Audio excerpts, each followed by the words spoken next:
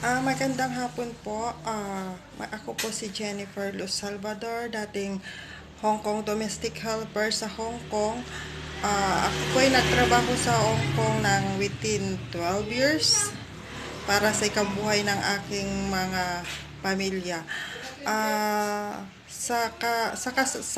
Kasalukuyan po, andito na po ako sa Pilipinas ngayon kasi po nagkaroon po ako ng sakit at naoperahan po ako ng ovarian tumor sa Prince Walls Hospital sa Shatin. At sa pamamagitan po ng tulong ni Ma'am Rodelia Pedro ng Hong Kong Domestic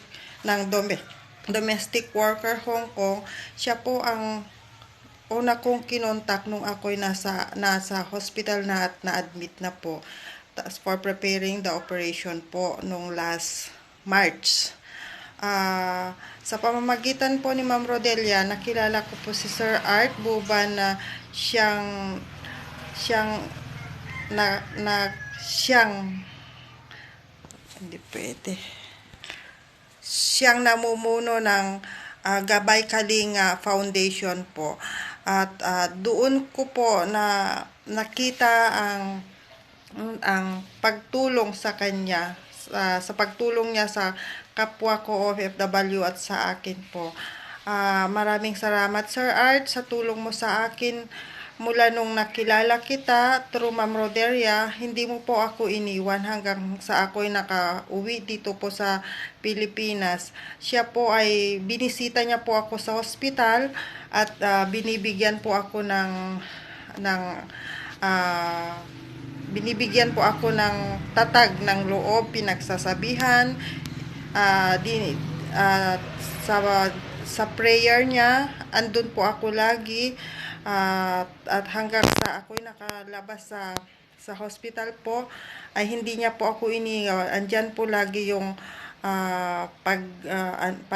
asikaso niya sa akin, yung kino-comfort niya po ako, pinapapatatag po niya ako kasi parang di ko na po kaya before. Kasi through yung nangyari sa akin sa amo ko, siya na lang po ang nagpapakatatag sa akin at nagbibigay ng gabay, advice at lahat-lahat po. Hanggang sa ako po'y nakalabas, dinala niya po ako sa shelter.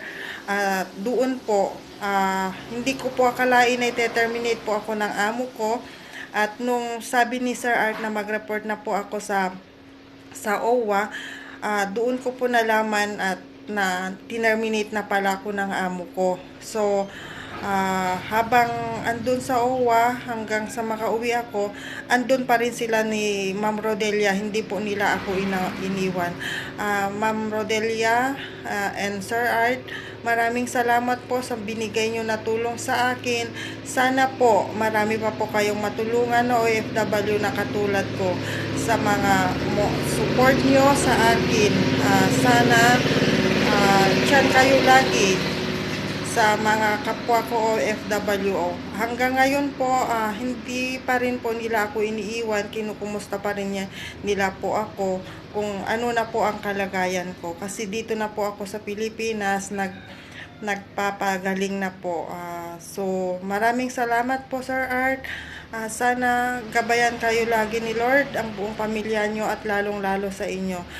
Kay Ma'am Rodelia, Ma'am Del, thank you sa lahat-lahat sa mga effort nyo, sacrifice nyo sa lahat-lahat. God bless po at maraming salamat po.